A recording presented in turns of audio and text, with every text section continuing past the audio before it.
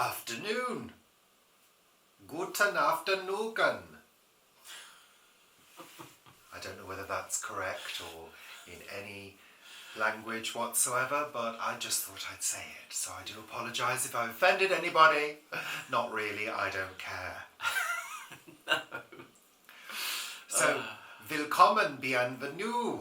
Welcome to the show, which is called Sunday Chat. Shush now, Paul. So we're running a little bit late, a smidgen late. We do apologise if that's caused any distress to anybody. Can you go on? But we did warn you, we did do posts about it, so that's what we usually do. And there's usually a good reason why we're running late. This week, it's because we've been away. Yay. Far, far away. Yeah. Far away. It feels quite far away, but it feels sort of quite at home as well, doesn't it, really? Well, no, I mean distance. No, I know what you're saying. Especially on a bloody hot day. But anyway, we'll get on to all of that in a minute. A minute, 1 minute, 2 minutes, 3 minutes. A short while, yes. Thank you.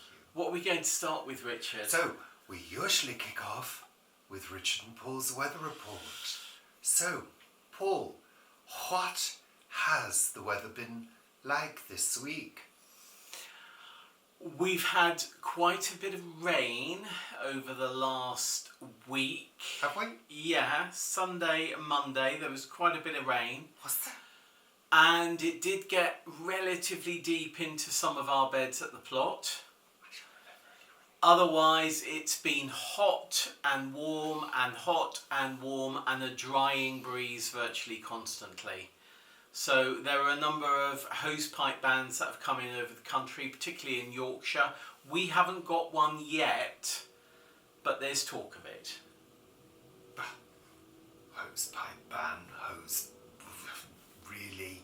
Do you know how much hosepipe ban saves on average in terms of water consumption? I don't know, Paul, but I bet you're going to tell me. Somewhere between 3 and 5% is saved with a hosepipe ban. Why is that, Paul? Why? I don't know, I suppose it's washing cars. We did see on our journeys this week several people washing cars with hoses, so maybe that is that. Of course, then there's sort of gardening, you know, people using hoses in gardens. I don't understand why people use hoses to wash the car. I use approximately a bucket and a half, so that's about 15 litres of water to wash my car. You need a half a bucket to do your cleaning, and then a bucket to rinse, and then you rag off.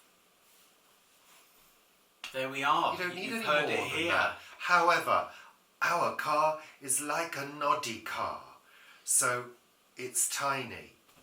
I think I probably used more when we had the Xantia. Yeah, I mean the Xantia had a foil on the back, didn't it? And that Well, it was a bigger car, Paul. It was a bigger car, but it also had sort of like extra things that needed to be washed as well. Yeah, as if you'd know. Well, I did wash it once. In the how many years we had it? 15 years, something like that. Yeah, exactly. 18 years maybe, yeah.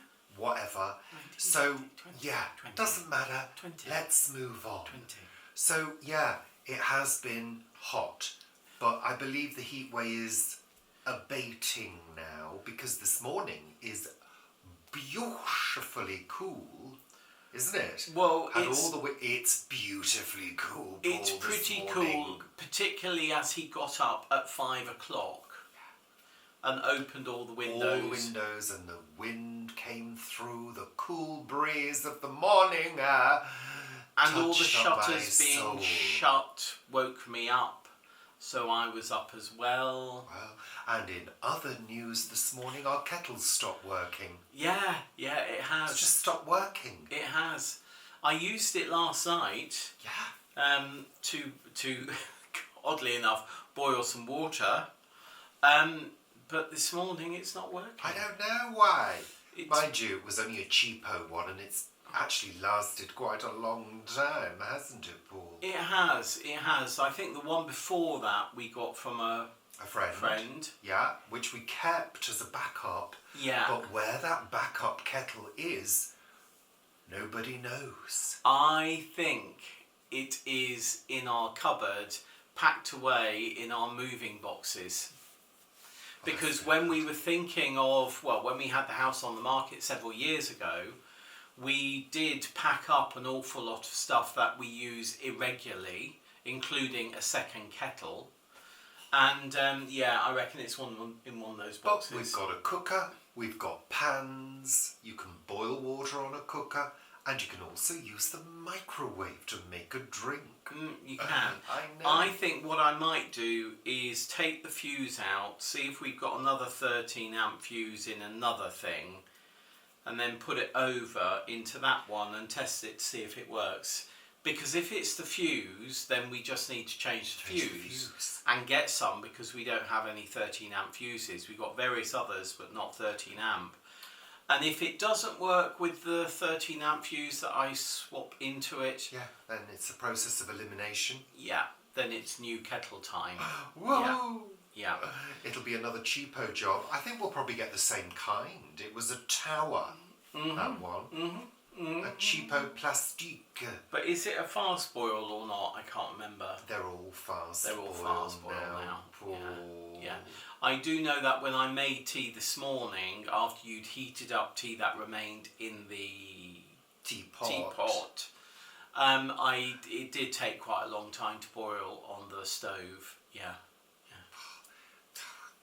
It does. With but Amazon, one only has to wait really a few hours before the goods arrive. Yeah, but you can't get boiled water from them. No, you can't. No, but you can use a microwave, Paul. No, I've just said that. Yeah, no, absolutely. But I think, And what the I hell? hope. You don't have to have tea. You don't have to have a tea. Oh, that's my washing machine. Hope that doesn't break as well. Not having a tea in the morning. You can cope. Not having a tea in the morning. All right, you've made your I don't point. think that is something I can cope You've with. made your point. We were discussing this with somebody a few days ago, weren't we? How there are certain things that people say, I must have a cup of tea before I can even think about anything. Or a cup of coffee. Yeah. You were discussing that with somebody a few days ago. Yeah. Weren't we talking to Vivi about that? We were, yeah. Well, we were coming on to that, so yeah. I was So just that's saving lovely. that. So, talking about Vivi, I saw that a number of people have come over to try and join Planet Vegetaria. And as Vivi said in her post on Facebook, you need to answer the questions. And I do see that a number of people haven't answered the questions. So I'm afraid you won't be joining us on Planet Vegetaria unless you do. So if you answer the That's questions, if you don't answer the questions, it doesn't allow you to join. No. If you do answer the questions, then it comes through to us, and then we press the button saying, yes, welcome. And So, moreover, we would like you to answer the questions because we'd like to know your opinions on the questions. And also, the other reason that questions are there is because you get an awful lot of AI now that comes through. So it's just to make sure that people that are joining are real human beings as well. So that's important. Otherwise, you end up having lots of subscribers and followers, but they might all be bots and things. So that's another reason why we have that. Yeah, there we are. How lovely. So yes, in news this week, we went down to Swanage in Dorset to visit Dorset. Dorset. Oh, you can't do things like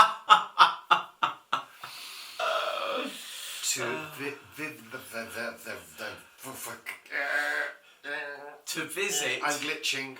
Vivi at her To visit cottage Vivi by the sea. Cottage by the kitchen garden in the sea. And we had a lovely time, didn't we? We did. And we there's had a gonna- fabulous time. There's going to be more on that coming up in my vlog this week. including some video evidence. Video evidence. What did you do, Paul? Yes, you did, didn't you? What did I do? You watched out for sharks. I sat on the beach because I don't do things like that. I don't do things like taking my clothes off. No, Going no, in you don't. the sea. I don't think so. No. Yeah, the thing is... I can swim before anybody says I can't. I'm actually a very good swimmer. Oh, you're very good swimmer, are you? Well, I think you've seen me Very swim. good swimmer. You've seen me swim in a pool. I've seen you swim in a pool. Yeah, that was quite a few years ago. Yeah. You might have forgotten. I can... Yeah. My favourite way of swimming is on my back. Floating. What's wrong with that? Because actually it uses the least amount of energy. Oh, dearie me. And all you need to do is give your legs a gentle kick and do that with your arms and you go along. Yeah, you nicely. do. You do. You do. Yeah.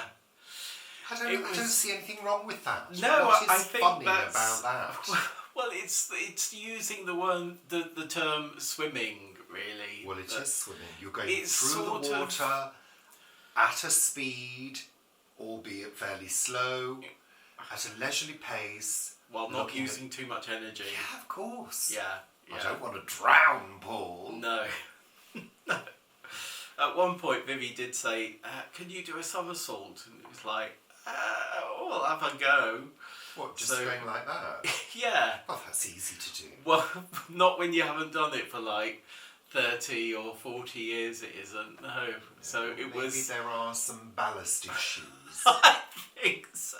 When I went down, my fat wanted me to sort of just bounce back to the surface. I think I went at an angle, but yeah, there we are. Water was swallowed, definitely. Yeah. Well, I said to you, there's no more salt today for you, Paul. No.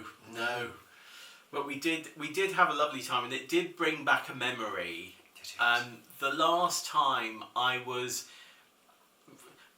because I hadn't intended. I hadn't intended to swim. That's the thing, you see. So I didn't actually have any bathers with me, because I don't actually have any bathers. No. Why would you? Yeah, but I made do with what I was wearing. I.e. underwear. Yeah. And when I went in, it was just, I mean, it was glorious.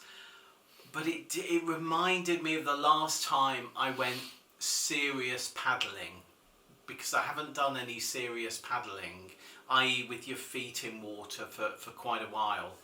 And the last time I did it was almost 10 years ago, to maybe even a week, almost 10 days, and 10 years and 10 days ago.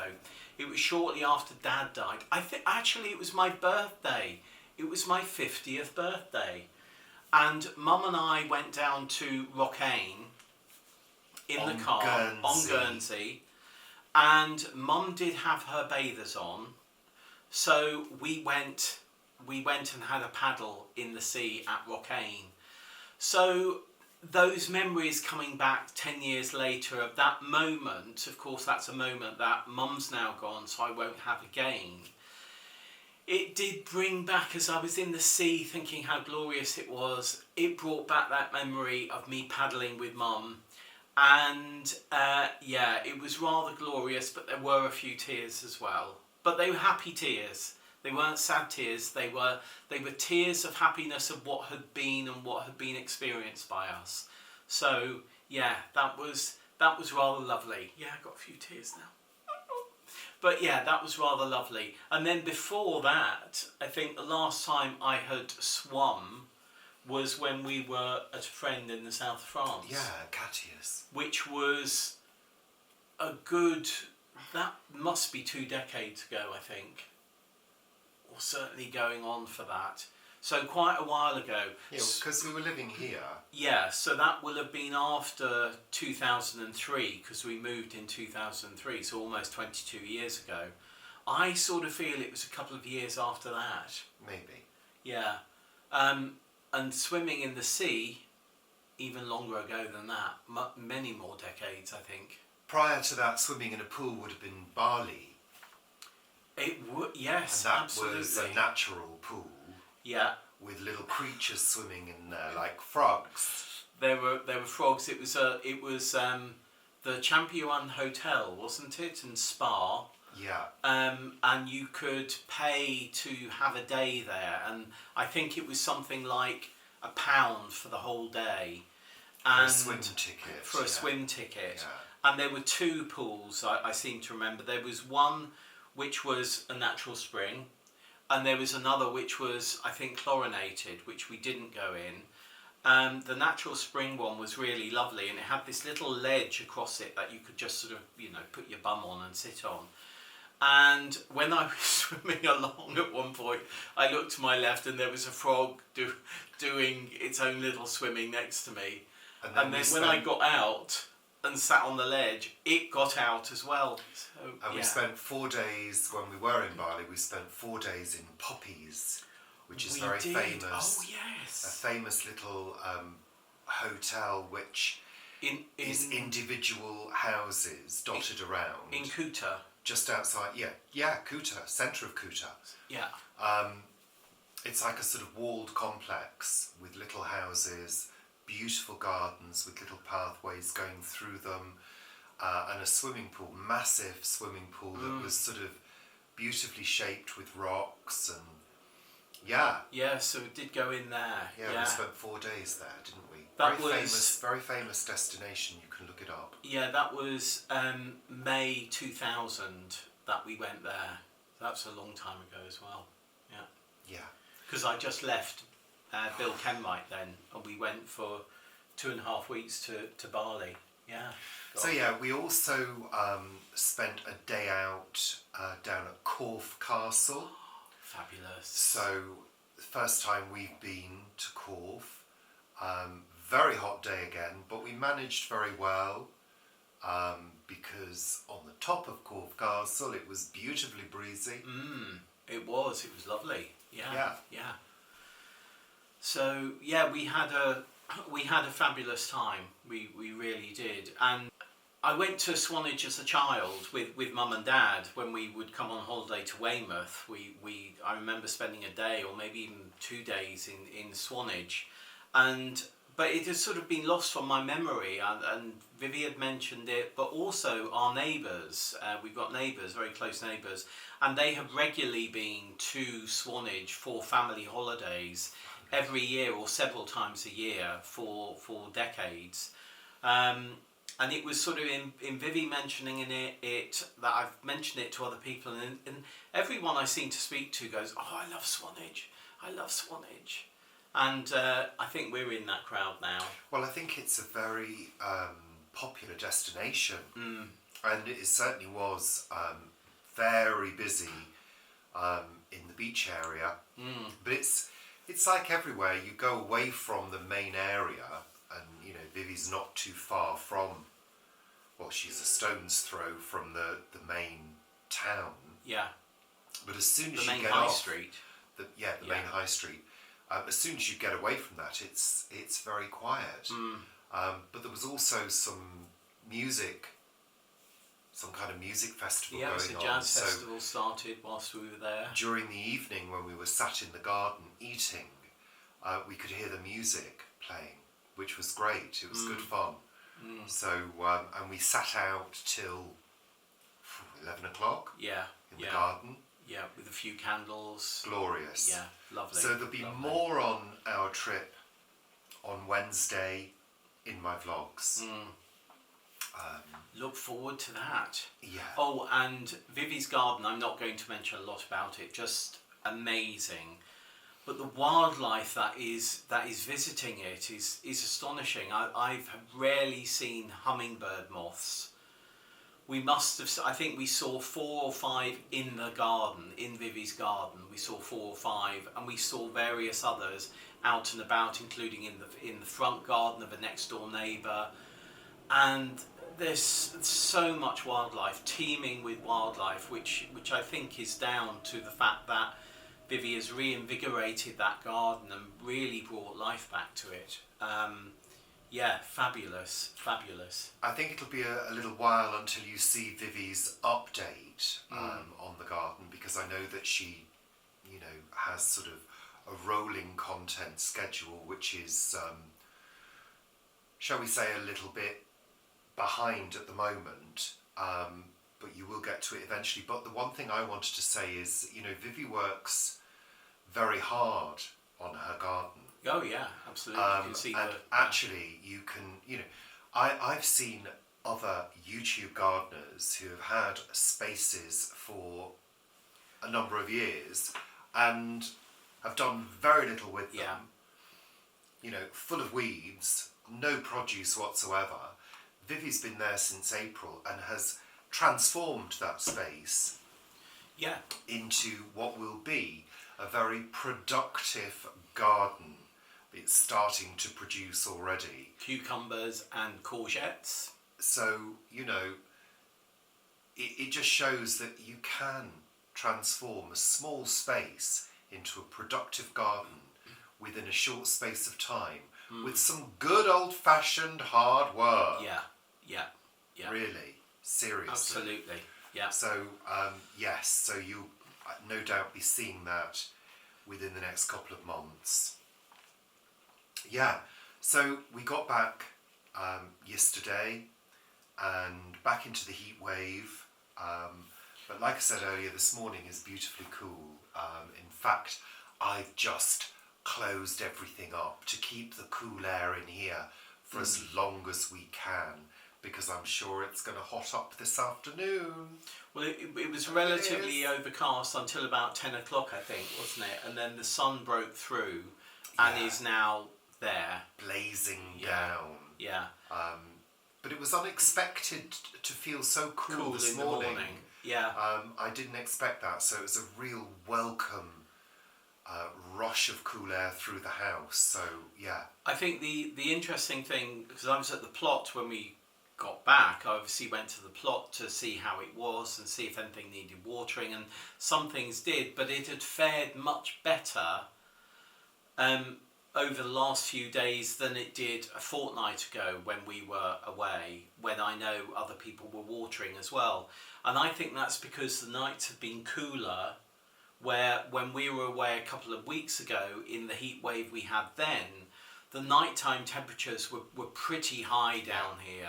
Yeah. They were still well above the sort of 20s, and I think it got down to 23, 24 degrees overnight on one of the nights, where here the temperatures have been getting down. Well, last night it was, I think, 13, 14 degrees. The night before it was 15 degrees. So, when you have that really hot day, as there has been recently, of 34 degrees, and then it dips down overnight to being relatively cool and bearable, that does make a big difference. Well, I think it also makes a difference, in managing the heat, if you can.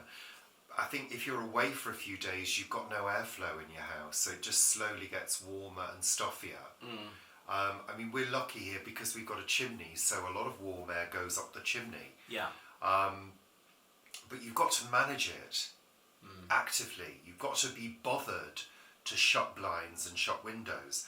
And a lot of people don't do that. They think leaving the windows open all day will keep it cool, and it won't. It will just fill the house with hot, polluted air if you're in a city or a town. So, you've got to manage it. I mean, when you look to European countries, they have shutters which are not just about security, but about closing the shutters when it's really hot, so that the heat and the warmth is reflected from the shutters.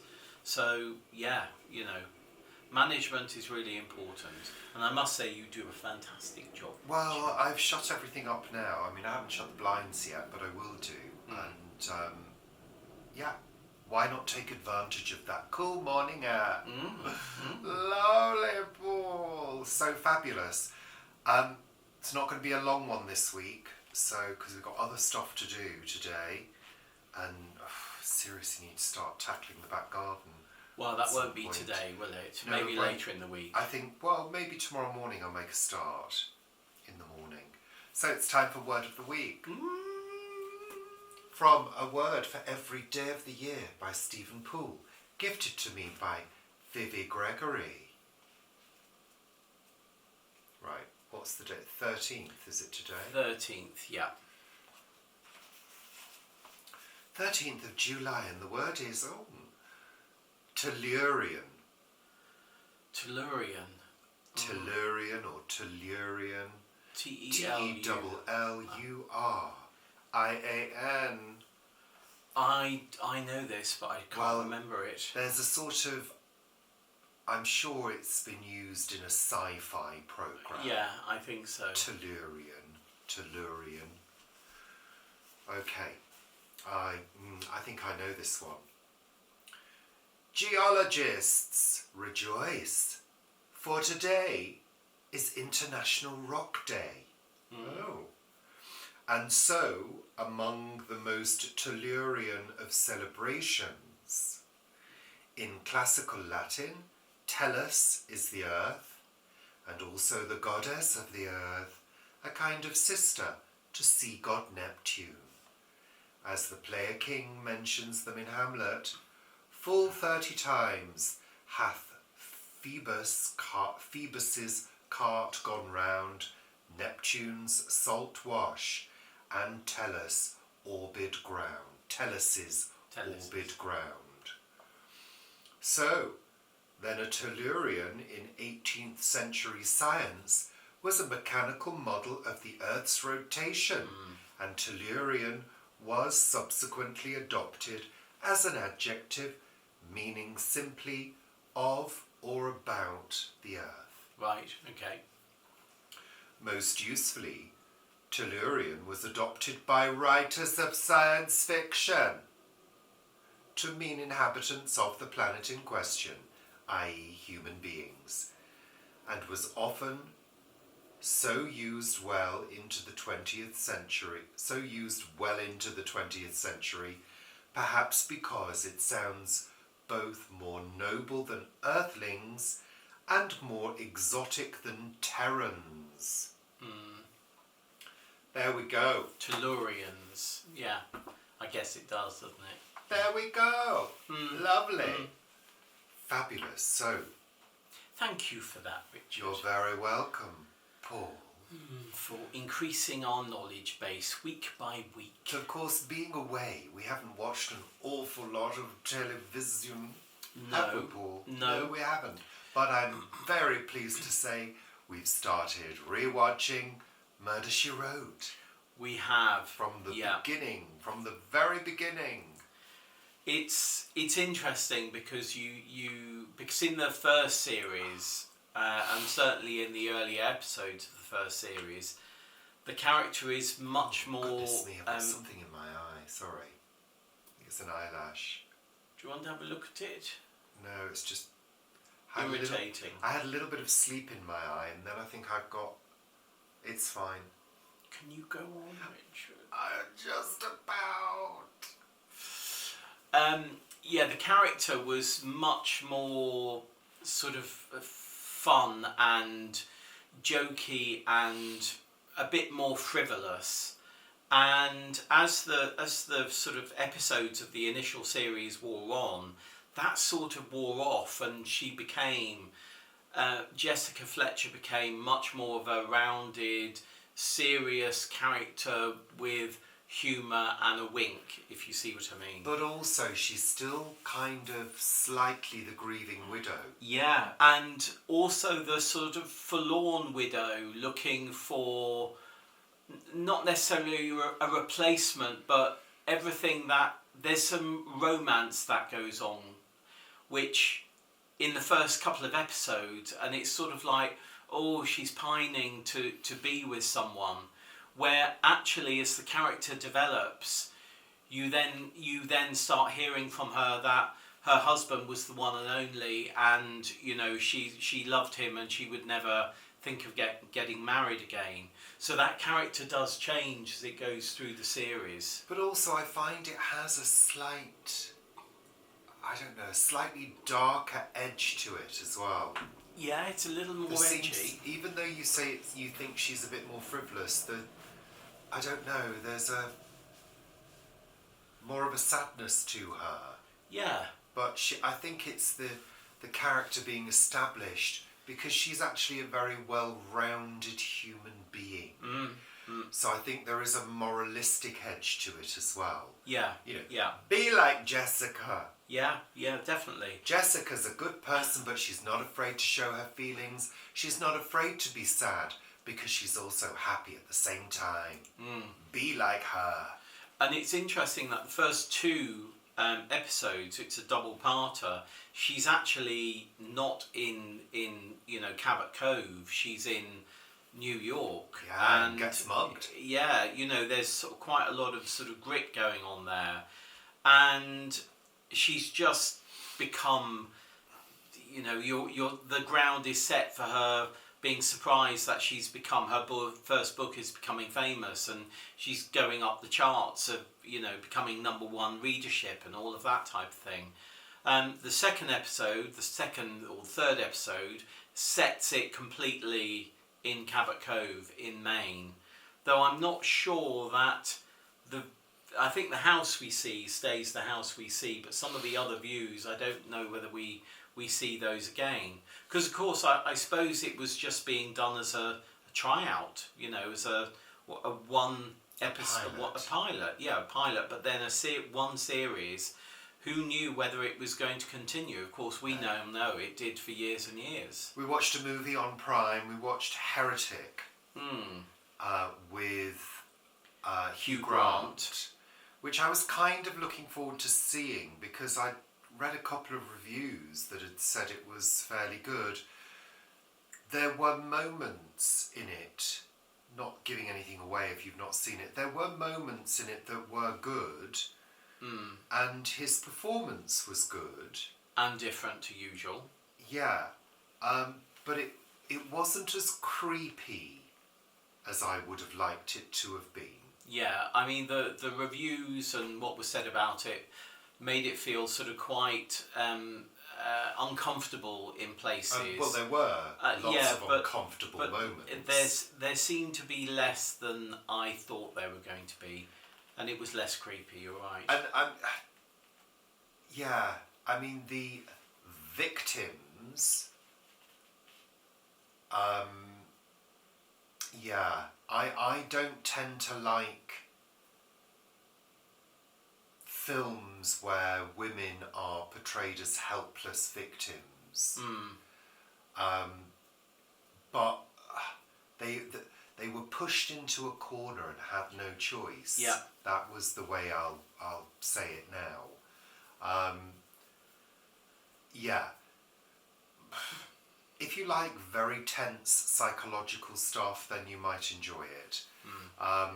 Yeah, it was okay. We watched some music TV, mainly around 1977. That was good. Yeah. Can't quite remember what the tracks were, but there was a variety. It was quite a good year for music. And of course, when we do that, again, memories come back of childhood and that type of thing. And, and sometimes we do go, do you remember this? Do you remember this at all?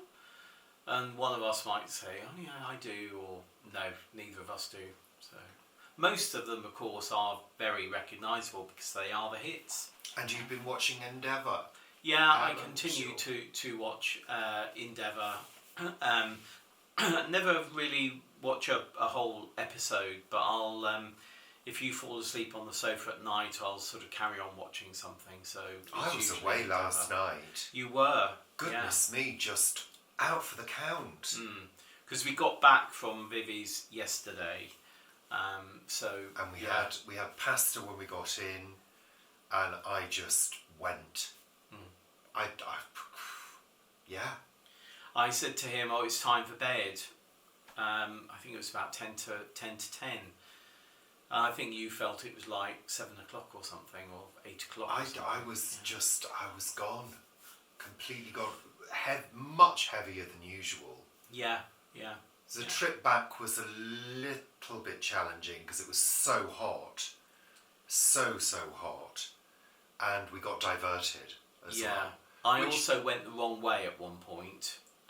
We found our way back onto where we needed to go with the sat nav, obviously. Thank goodness for Google Maps. Yes, we passed at one junction where there's a Lidl. We passed a Lidl one way where we don't normally pass it, but yeah, then we got diverted, and again we got diverted down this road, which brought back memories for me, because I remembered the road from when I was managing a pop group years and years ago, so when I was 18, 19, and we were living just outside of Reading, and the father who was basically funding it, he worked in Newbury, and it was a road that we used to use as a back road to get to Newbury, and we were driving along this road, and I suddenly thought, oh, this is a road that I used to drive along like 3 decades ago,